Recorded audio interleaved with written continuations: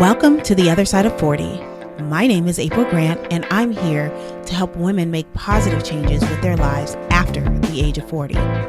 Let the other side of 40 become your community to find inspiration and support to start the next chapter of your life.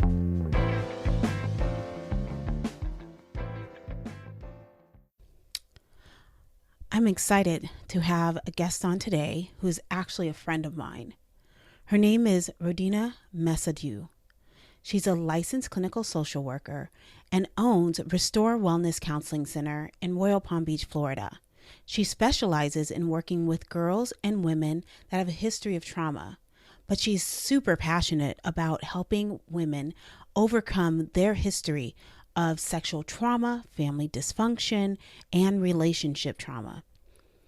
She takes a different approach where she tries to integrate insight oriented therapy, trauma focused cognitive behavioral therapy, expressive arts, and mindfulness. Man, that's a mouthful. She does also incorporate faith based spiritual practices if you so choose. So, without further ado, let's welcome Miss Rodina to the show. So, it's great to see you, Rodina. And I wanted to ask, and I'm going to start out with a similar question to what I've been asking. What aha moment brings people to you? Mm-hmm.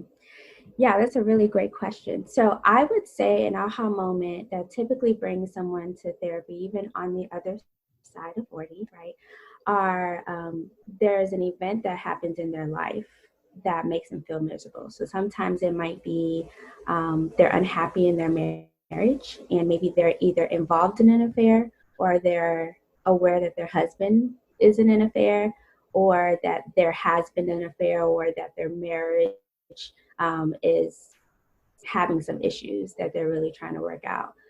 Sometimes it might be them wanting to start a new project, and they're finding that this new project that they want to start, there's some things that they're thinking about themselves, whether that's like self-doubt, or whether that's decision making around the project, whether that's getting started, whether that's procrastinating, and they want to figure out, what is it that's going on that is leading them to do this. Sometimes it's full-blown depression.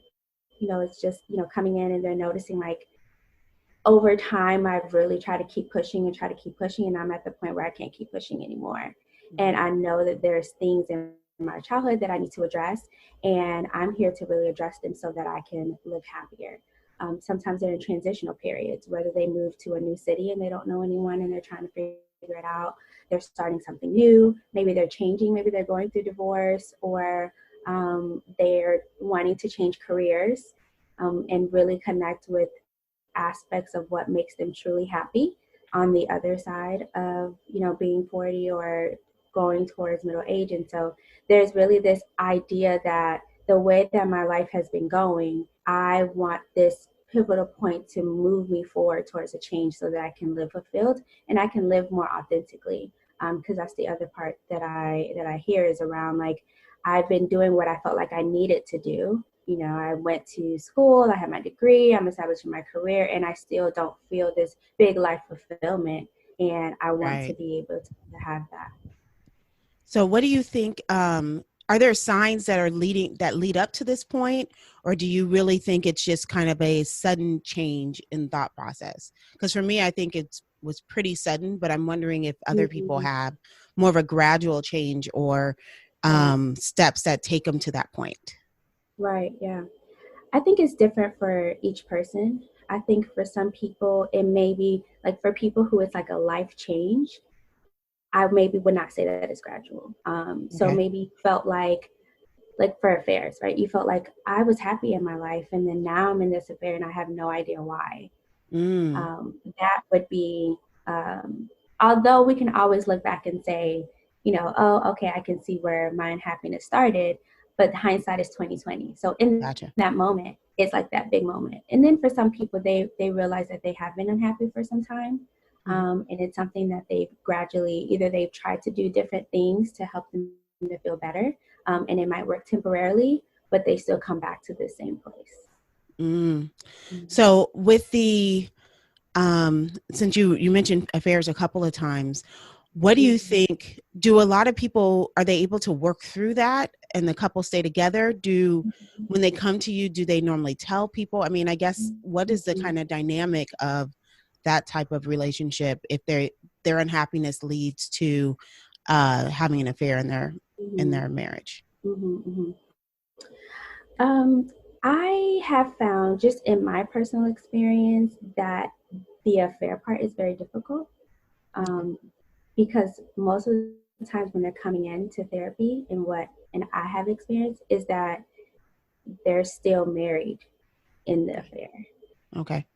And so part of it has been that maybe their husband were aware of it's happening and they're trying to work through ending it, and wrestling with that, or that their partner is the one having the affair and they're trying to figure out, well, what am I going to do now? Because this is going to have a huge life impact, even if I know that I want to be divorced. Um, Typically, if a couple is wanting to work through their marriage, they would go to marriage therapy, to do that. And I have seen that that would be a different context, is coming into couples therapy for working through their affairs. So I think it just really depends on the outcome of, do I want to end my marriage, or and ending my marriage would completely change my life. Right. Definitely. I Mm-hmm. mean, you have family, you have kids, you Yeah, have, friends, absolutely. the divorced friends who it's who. Are you Yeah. going to ask them to Mm-hmm. choose, or do you, are Right. you, are you going to ask them to your friends to separate, or, Yeah. can you guys be in the same room together and still be okay? I would Absolutely. And there's a imagine. financial impact too. You Yeah. know, there's a huge financial impact of the stability that you were able to build in your marriage, Hmm. versus the instability that you may feel that you're going to have by ending your marriage and going into divorce. Yeah, Um, I remember when we started last year. So after my epiphany, part of it was marriage counseling for us as well. mhm, And I was telling my husband about a show. I don't remember the name of it, but it's about co-parenting and mhm. how they kept the house for like the caregiving parent, and they had Yes, the guest house for the non-caregiving parent for that week. So yes. the parents Was would that just show like on hang out. OWN? Huh? Was that show on OWN? Because I feel like I No, watched. it's on Oh, ABC. oh, Is okay, there okay. one on OWN too? Yeah, it was like these black couples, and one of the couples were going through divorce, and Uh, they did that. Yeah. And I just thought, I was talking to my husband and he's like, that doesn't exist. And I said, yeah, it does. I'm literally watching a television show where that's kind of the theme, is keeping the kids stable while Absolutely. the parents do all the moving, since the parents are the people who kind of cause the upheaval. And have you experienced that a lot in your practice, or at all in your Mm-hmm. practice so far? I haven't I haven't specifically experienced someone who's practicing that, but Hmm. I've had a lot of dialogue around that. That being a new phase, and the thing with that's ideal, I think, for the kids, and depending on how old the kids are, when this is happening, when the separation is occurring. However, you have to be financially in a place where you could do that, right? And Right. most of the time, people aren't financially in a place where they could continue to pay for their house that they were living in and then also manage individual homes for themselves. Right. So I think the other caveat in being able to do that. Now, what do you think is the, I don't know, the best tips for getting through making the transition? Obviously, I think therapy is really important because Mm-hmm. you have a lot of programming Mm-hmm. that you've grown up with, and it's hard to see outside of that. It's hard to understand a different way to think about things because you've been thinking about everything for the same way. So I think a therapist is always great because they can get in and really show you other sides of the story that you want to tell for yourself. Yeah. Um, what do you think is the best way to go about it if you have this like aha moment? Should they dive into books? Do you have recommendations for books? Should Mm-hmm. they go to therapy immediately? Is that like a first thing? What do you Yeah. think? I'm a little biased because I am a therapist. Right, right. And I believe that everyone should have a therapist and everyone should have been to therapy at a certain point. Now, what at what point in your life that it leads you to go to therapy, that's on the person. So I would say if you're having this pivotal moment, for sure, go to therapy. Therapy is your first step in really starting to break down those things. We want to be able to process ourselves all in our head and do all the work when we have, trained professionals that can sit down and put those pieces together with you. I always tell, my clients that it's a collaborative process. I'm here to facilitate what you want to see within yourself. You don't have to do that on your own. I'm here to support you and guide you through that process. And through all of the thoughts and connecting your experiences, and obviously the what I know on my end, and I bring that up for the clients because it's not just helpful for me to have that information, but to help you guide them through that awakening. So I would definitely say going to therapy would be a first step. Identifying what, and this is tricky because sometimes identifying what change looks like, maybe that is why you're going to therapy, is to see Okay. what change would look like. But then on the other end, some people know what they want. Like, for example, some people know, I don't want to be in my marriage anymore. Or some people know, I've been single for so long and I have to rethink what I thought I wanted now that I'm in an older age. I thought maybe I wanted to be, or that I would be married and with a child by now, or maybe I never wanted to be married. And then now I'm in my 40s, I have to rethink what that is going to look like for me in my life. Am I still maintaining, or am I making a shift and starting towards something else, right? And so some people have that goal in mind before they come in, and I would say it's good to at least have one or two things that you would like to get out. Me as a trauma therapist, I think that your family of origin, so the family that you were raised in, that makes a huge impact and shapes how you develop as a person and even your beliefs and perceptions. And so being able to work through, well, what has been your traumas in your life? What has been your stressful events in your life? And how have you dealt with that in the past? Because that will be a determining factor of how you will naturally want to deal with it here. And we have to cipher through what are the strengths that you've been able to grab hold on to, and then being able to work on your areas of development with living a fulfilled life moving forward. So, would you recommend them still get a therapist, even if they don't know what they really want to change? If they Yeah, just know things are going crazy and life seems to be spiraling, they don't know how to stop it, they don't have a clue of what to do you recommend them going to get a therapist? absolutely, absolutely. Because therapy can help you start to figure out what that change will be. And I think our life spiraling, our body knows everything that's going on before we have the conscious idea around it. So Oh. our brain is literally like 95% unconscious. And our body talks to us to let us know, hey, something is wrong. So it does that in a medical way, right? We get pain, we get colds, we get illnesses to say, your body is not functioning correctly. Our mind and brain does the same thing. And that's how we experience it through how we make decisions in our life, through our behaviors, through how we're handling our emotions.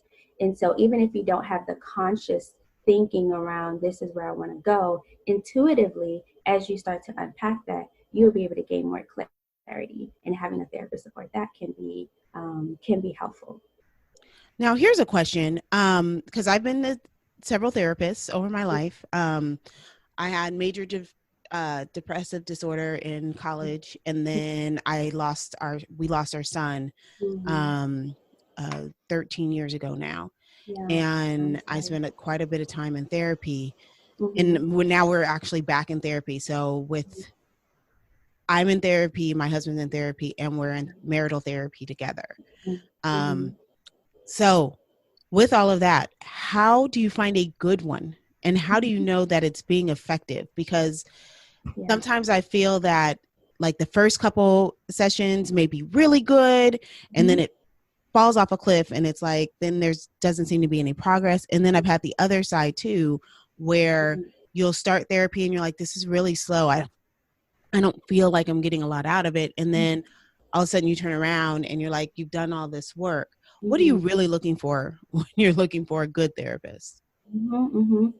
Yeah. So I love this question. One, what are you looking for when you're looking for a good therapist? And then the other part of this is what I'm hearing is how can I continue to assess that the therapy is being beneficial for me? Yes. Yep. So that's the two part of that. So, one, finding a good therapist, 100% research shows that 70% of progress is through relationship building. Okay. We are connected beings, and I really believe like God made us to connect with other people to where we don't feel alone, and that's a huge part of the therapeutic process. So when you're looking for a therapist, I think it's important to look for someone that you know, that you can see, that you could build a relationship with, whether that's in an intro call. I always do intro calls, um, where we're talking about what's going on and you're getting a little bit of a feel of who I am versus who you are, what you're looking for, and what that would look like.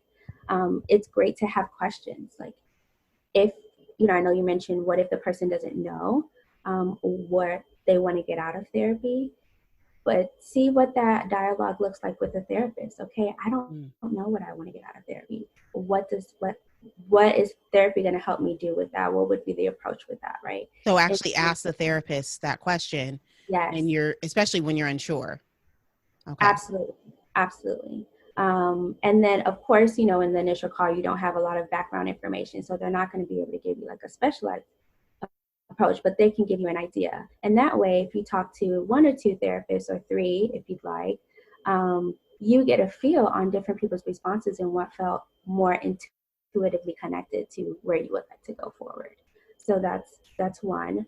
Two, maybe you know exactly what you want to work on. You mentioned, in your transparency of dealing with depression. And so you would want to go to a therapist who has experience in dealing with depression, and maybe that's their specialty, or maybe their specialty is working with women's issues. Their specialty might be working in trauma, or that you've experienced sexual abuse in your past and you're like, I know that that's there and I've never dealt with it, and I'm wondering if that's making an impact here. So maybe I'll go to someone who might have that specialty as well, so I can work through some of that has happened in my past. So you want to, even if you don't have a clear idea of what you want to get out, but ask questions on like, what is your therapy style? How do Mhm. you build relationship in therapy? Of course, we all want to establish trust and a safety zone in therapy, but have some questions that you really want. What would make you feel comfortable with that therapist? I think that's one of the big things, because it's 30% intervention, 70% relationship, and that's key to Really? someone. Yeah, Okay. and Yeah, I do never heard that. of it that way. I mean, that Yeah, makes sense though, because I think when you feel closer, you feel like they have your best interests at heart, absolutely. and that you can not only tell them things, but they're going to give you guidance back that you're going to believe in. Because when you don't have that relationship, which like I said, I've gone to several, like I've had multiple bouts, but within each bout, I've had multiple therapists because I was looking for the Mhm. right one. Yeah. Um, Although I didn't have an outline of what I should be looking for, I was just like, this doesn't seem to be working. Let me try Right. someone else. Yeah. But I would now I lost my train of thought. um, but in the sessions, it was just the people that I did not have that connection to, I wasn't willing to listen to, because I'm like, are they listening? And I guess really I felt like, are you really listening to me? Like, Mhm. are you actually listening to me? Or you just have this predetermined notion of what you're going to say Mhm. and you're ready to spit it out when I walk in Absolutely. the door? Yeah. So that's good. So 30% intervention, 70% relationship. All right. Absolutely. Absolutely. Because at the end of the day, you just really want someone to hold space with you, and like you mentioned, understand what you're going through and help walk you through that. Gotcha. So there's that part. When you are participating in therapy, though, it's therapy is more about the client than it is about the therapist, right? Okay. The therapist is guiding and leading you and facilitating you, right? Hmm. But you get out of therapy what you put in. And that is not necessarily mean that it may be the therapist is not a good fit if Hmm. you're not finding yourself to do that. But then there's also parts where it's like, okay, well, what are you doing outside of session in order to help progress you, and not just using the therapeutic conversation to only be the time that you're working through things. So that can be some, you talk to your therapist about what's going on that it doesn't feel like it's working, and that's a conversation to have with the therapist. I actually today have an appointment with a new therapist, I'd been working with my previous therapist almost 3 years. September would have been 3 years. And she was really great in getting me started. Like, I knew that I had trauma in my life that I had never dealt with. I never went to therapy. I was a therapist. So I'm like, okay, I know that I need to go to therapy for this. Right. And I hadn't. And I just realized, like, I just keep on getting in these relationship patterns, and they're unhealthy, and I can see that it's unhealthy, and I still do it. So it's like, Right. something is wrong. Something is wrong with Yes, me. It definitely. can't be all of them, right? And so, so I went to therapy, and that's when I really started to label my trauma. Label the trauma of, like, history of sexual abuse, or absent father, or distant, emotionally unavailable family systems, right? Hmm. And so at the time, I wouldn't have had the language to even know that I needed that in my therapy, because I was just like, I don't know, relationships are just not working out for me, and that's why I'm Right. going to therapy, right? Right. So that was very helpful for me. She was very pivotal in my first bout of going to therapy, right? In the Hmm. introduction part. And then I started to feel like, I don't know, I just don't feel like this is pushing me any forward. I feel like Right. it felt more supportive than it felt like leading and guiding. And it felt more like, okay, everything is going to be okay, rather than like, no, I'm like year 3 in, we're going to be keep digging it in. And me being a therapist probably doesn't help, Right. Right. Right. I already know, like, They say okay, doctors make the worst patients. listen, yes, yes. And I would say that I probably has been some of that in some sessions where I'm Right. like, I don't know where you're going with this. So, so there's that. But I had to intuitively know that I know what I needed. And what I got from that therapist in those 2.5 years was very helpful and beneficial. But at a certain point, I needed something more. I needed something else, because I was also in a different place than when I was when I first entered therapy. And I think Right. the conversation we don't have openly as much. We always want to say, how do you find a good therapist? How do you find a good therapist? But it's okay to have multiple therapists, Right.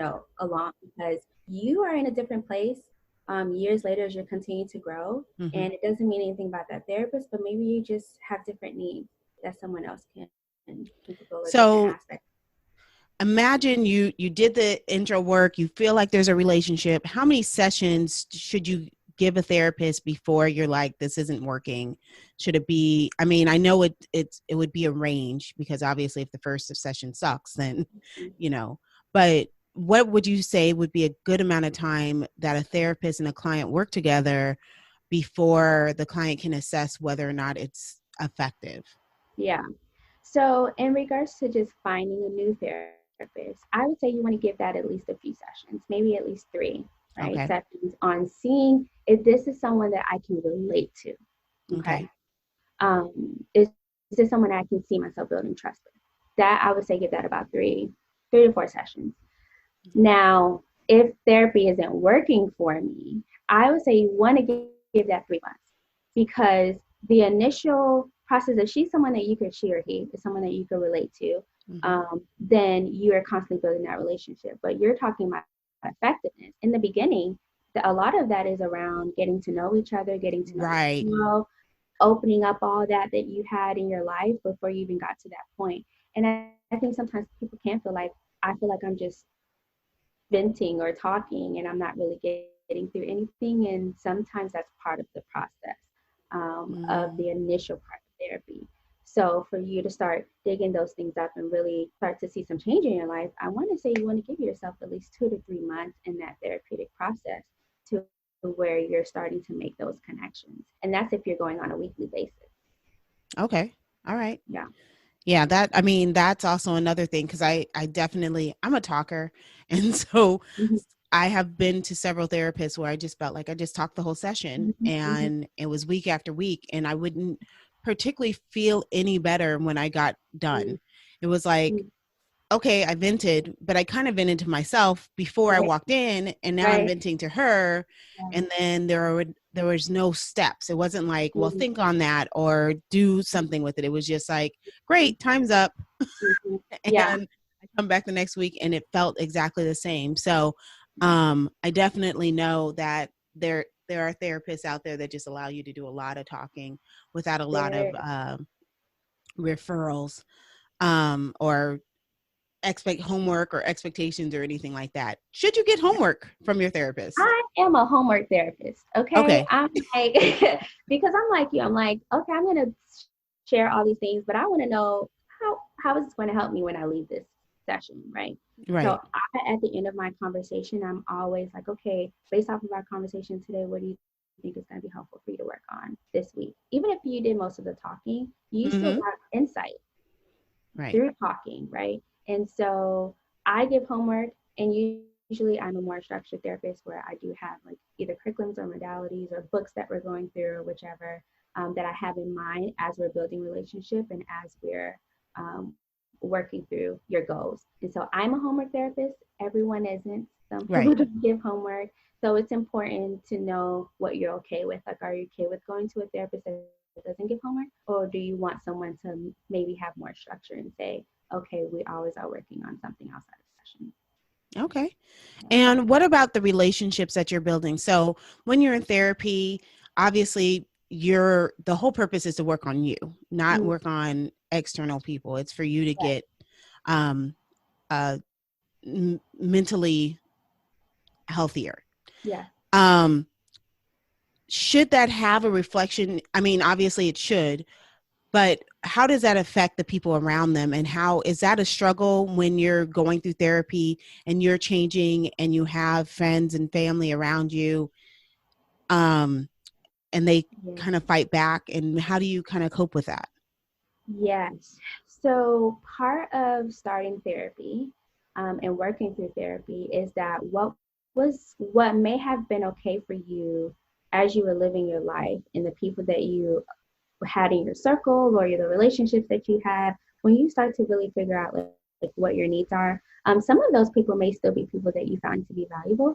And then the other ones are more like, wow, now I'm in a different place and now I see this relationship differently. And so there could be some changes on who you decide to interact with, who you decide are your safe people, and who you decide to share. So that can change your friendships. And what I find, even in working through like trauma and family stuff, is that it starts to change how you view your family. Mm-hmm. It changes, like there's like a grief and a loss there as well, because it's, oh, I thought I was experiencing this in one way, or Mm-hmm. there's a grief and a loss when maybe you're the only one in your family going through therapy. And Right. so now you're working on all the things that are coming from being in your family, either generational patterns or, family stuff that you're recognizing yourself, and you're having to hold the weight of all of that generational pattern, and you're the only one working through that. So there's like a grief of like, I had to deal with that. I was like, it's so unfair Yeah. that these things that are happening before that I was even alive, that's being passed down to why it's part of my life, that now I'm the one having to carry that. I'm the one having to like work through my relationship with my brother, or I'm the one who's having to like be a certain way with my mom to improve those interactions, and sometimes it feels, Right. I want y'all to be doing that with me too. Right. So there can be a grief around that awakening of the loss of what your relationships are, but there can also be like an improvement, right? And you are more fulfilled, and you relinquish certain expectations that may not have been realistic to have in the first place, so that you can Mm. truly engage in a more authentic experience with this person rather than the ideas that you thought you had about it. So that's interesting. You before therapy, you kind of can have this idealistic of relationship like framework. You look Mm-hmm. at it, maybe you see it on TV, maybe you see it in friends and family, something they have, and then you want to replicate that. Yeah. And that's just, you have to let that go sometimes. Like you have to really assess whether that relationship is going to be able to look anything like that. Do you suggest that they kind of wipe the slate clean and start from scratch, or where would you go? Yeah. I don't believe in starting from scratch, Okay. because I think that we can't just erase all of our memories, and things and hurts and joys happen in all of that, right? And so I think everything is a learning experience, and you actually get to build more intimacy when you're able to walk through some of that stuff and then go on the other side and use them as lessons and even as indicators on how to engage effectively in those relationships. So I don't think it's like, okay, let's wipe that whole thing clean, because they happen for a reason. And I don't know if you talk a lot about faith, but I do think everything happens for a reason. And that's part of our testimony, and that's part of our restoration of who we are and how we present ourselves in our relationship. Now, with moving forward, I think it's important to acknowledge what those are. Acknowledge, like, hey, I'm really going to have to let go of, maybe I really expected my mom to always know what to say to me every time I'm bringing her my stress. And in order for me to show up authentic in my relationship with my mom and still continue to feel fulfilled, I can't expect her to be my therapist because she just does not have the skills to do that. So when I had that Mm, expectation of her to always know what to say to me to help me feel better, then it constantly leaves me in this unfulfilled state. Now I still have a relationship with my mom, but now I expect it to be more authentic in what I know she can provide. And if those are my needs, I go in spaces where I know that could be fulfilled and not leave all of that on her, for example. well, what think you said is what I heard was pretty interesting, because I think we do put a lot of expectations on others. Mm-hmm. On a previous podcast, we talked about how we put our parental expectations on our marriages, Right. and bringing that in because we have an expectation either from having a great upbringing or having a not so great upbringing, and how we want it to look in our marriage, and we kind of shove it down our spouse's throats, That's right. and they don't typically appreciate that. No. So And it's unfair it because is. it's like, okay, now I have to be responsible to fulfilling all of your wishes and your dreams and your desires. And it can happen, right? But is Right. it somewhere that it's a shared meaning, it's a shared space, and it's a realistic expectation based Yeah. off of who that person is? Yeah. Okay. Let's see. Do I have any other questions? Um, oh, so when you go through therapy, um, it's hard. I mean, I know therapists have to abide by HIPAA laws, Mm-hmm. and they keep their stuff quiet. How much should the person share what they're going through to their friends and family? Mm-hmm. Um, should they be open and just say, "Hey, everybody, I'm in therapy," or should it be a slow rollout, or should it just be kept to themselves and then kind of allow the people around them to see the changes? Yeah, that's a great question, and always something that you're working through, is who do I share my story with? And Brene Brown, she does a phenomenal job with around vulnerability and shame and this aspect of like vulnerability is not telling everyone, your information or your life. People have to earn your story. They have to earn the right to be in that space with you. So I personally would say everyone doesn't need to know that you're in therapy. Um, and it's also based off of you as a person. So now, I obviously in a public platform share that I'm in therapy, and I give that off as a general sense of I'm in therapy, right? And I'm okay with Right. that, and that doesn't create any aspects of negativity for me. So if I could do that in a place where I feel like that's safe, then I'll share it. Now, the individual intricacies of what I talk through in therapy, I'm going to make sure I do that with someone who is capable, to hold that space with me, who's trustworthy, and who I know that if I share this with this person, they're not going to go and share that with anyone else, right? Mm. I'm only sharing what I'm comfortable with this person. And you have to think about why you're sharing this because sometimes people will use therapy to unintentionally manipulate a dialogue in the conversation with someone else, whether that's something that they want to get out with that person, or maybe it's like a blame, like, oh, I'm in therapy because of what you did to me, or Mm. so they might use it for that. And then they get a negative response. And then now you have this hurt and pain related to your therapy session, right? So you have to be careful who you share that with because people will assert their opinions about your therapy when you share it with them. And that can make an impact on how you feel about being in therapy, because not everyone is as supportive as we would like them to be. Right. And people have their stigmas as well. They have their ideas on like, like I just had this week someone told them, well, you don't need therapy, you just need to go and pray. You just need to go and talk to God, and that's your therapy. And so that can create you to feel self-conscious on like, okay, do I really need this? as you've already decided that this is something that you're working through. So I think you have to be mindful as to who you share your specific intricacies with to make sure that that continues to be a therapeutic space. Because your therapeutic space is not just in the office, it's also outside of the office of what you're working on and who you share that with. Okay. Well, I do know I met you through church. Yes. So I definitely know you are a God fearing woman. So I do want to touch a little bit more on what you just said about Mm-hmm. prayer, because a Mm-hmm. lot of Christian women just say, just pray to God. And that sounds great, Mm-hmm. except for how effective is it on its own Mm-hmm. Mm-hmm. to just pray about issues? Right. So I would not say that it's ineffective to pray on your own, right? Because I do believe in the sovereignty of God, and I do believe that God alone can change anything, right? However, I don't agree with the notion that you cannot also have other things along with the sovereignty of God that will help you in your healing property. So we're okay with going to doctors. And some people, and this goes with medical doctors too. Like I grew up in a Caribbean family and they think they could just go and pray.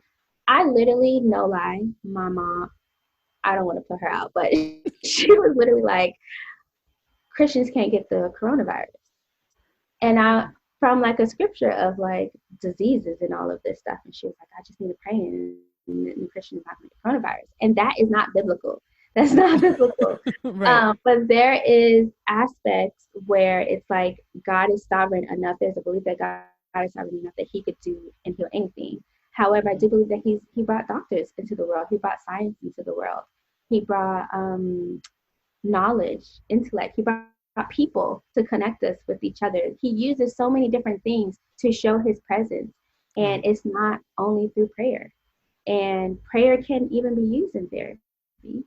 I have prayed with clients in therapy before, and and even working for me, I prayer is an area of my spiritual walk that I want to continue to grow on. And I talk to my therapist about that. Like, hey, when I pray, sometimes I don't always feel emotionally connected. And I realized that that came from my fatherlessness, right?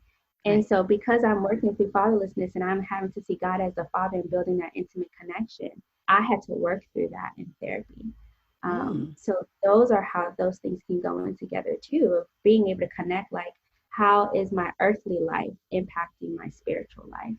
Um, and so I think that they coincide, and he uses all of them to bring you back to him.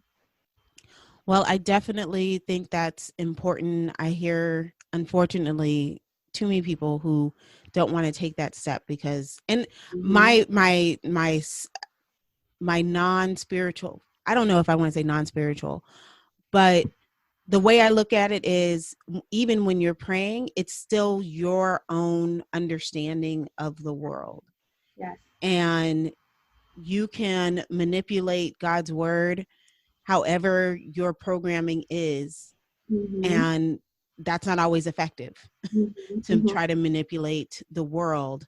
For sure. Um, and sometimes getting that other person involved. And that's one Yeah. of the things I really appreciate about our church is, Mm-hmm. we did the God's design for therapy, God's Yeah. design for marriage. Mm-hmm. And they said at the end, if you're struggling with these things, come talk to us. We Right. have counselors, we have guidance Yeah. counselors to really help you through, because you're only leaning on your understanding of whatever you do, whether it's therapy, whether it's reading the Bible, Mm-hmm. whether it's reading other books, Yeah. and you are interpreting it through the lens of your programming and not Right. the lens that someone else has seen, and maybe it'll open up more doors and Absolutely. understanding. And it's actually biblical to go to a counselor. Okay. God talks a lot about having wise counsel. Mm-hmm. And sometimes we can use that in a context of like having a spiritual mentor, having an older person, or having pastoral care. But a wise counsel can also be a therapist. It can be a counselor.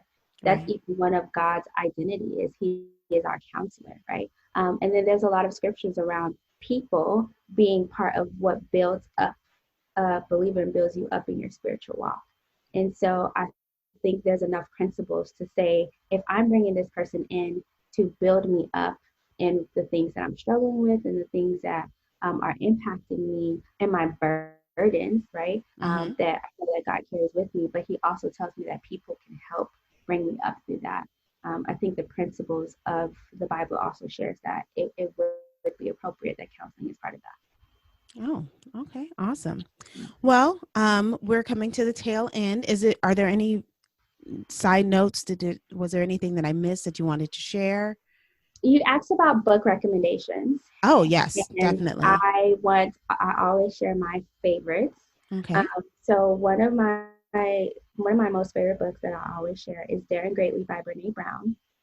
And Brene Brown actually goes to therapy later on in life as a therapist, and she Mhm. shares about that, and she shares about like um, how this shame research that she does just completely breaks down her idea of vulnerability and what it means to show up for yourself. Mhm. And in this, you know, I love what you're doing with the other side of 40 and this conversation about like, okay, when you're at this point where you're wanting to change and life does not stop, right? We can Right. start a new life, right? And we can continue to empower ourselves, even if it's a different way from how we decided to do that before we were 40. So I love that notion of what you're doing. And I think there's a lot of vulnerability to being able to do that, right? And I find that my friends at this age tend to be a lot more open with what's going on, but at the Mm-hmm, same time, a lot more hesitant to make changes because they know making the changes at this point mm-hmm. has an impact much broader than it does when you're 20. When you Yeah. make a decision when you're 20, typically you're single, Mm-hmm, maybe in college, you haven't even chosen a place to live. You're not mm-hmm. really far into your career. But when you're 40 or older, you have families, you have expectations, you have bills, probably a mortgage, probably, you know, invested time and effort in your surroundings, your community. So Absolutely. making changes is a lot more difficult because it's not just a singular, typically it doesn't just affect you. It Mm-hmm. affects everything around you. And you have to be ready to accept the way people will feel about you when you start making the changes. Yeah, I completely agree about what you're saying. And so I would recommend Daring Greatly, Brene Brown. She talks about how vulnerability will shape how you lead, and how Okay. you parent and how you show up in the world. And she also has this book called The Gift of Imperfections. Okay. And that one is how your imperfections can be your strengths and be aspects of showing your courageousness in your life. And so I love all Brene Brown books. So she's definitely one that I would recommend. On a spiritual side of things, I would recommend Lies Women Believe, you know, and that's by Nancy Lee DeMoss. And she goes through, in a spiritual context, how the world shapes lies that we believe about ourselves and how that Mm, impacts how we have shown up spiritually and how we have shown up in our world. So she goes through spiritually how to change those lies and turn them into truths that we could really hold on to. So okay. those would be like my two recommendations. All right. Um, well, thank you very much for your time. I Thank really you. appreciate it. It's my pleasure. And uh, thank you. Oh, do you have any social media handles or anything for where people can find you and follow you? Yes, yes, absolutely. So my website is restorewellnesscounseling.com. And then that is my name on all handles, Instagram, Facebook, which would be Restore Wellness Counseling. I'm on Facebook and I'm on Instagram. Okay. All right. Mm-hmm. Well, if you like this episode, please like and subscribe and leave a comment on Apple iPass. Mm-hmm. I I'm sorry, Apple Podcasts. I don't know. I was mixing podcasts and iTunes And together. Apple. Apple Podcasts. Yes. Thank you. Awesome.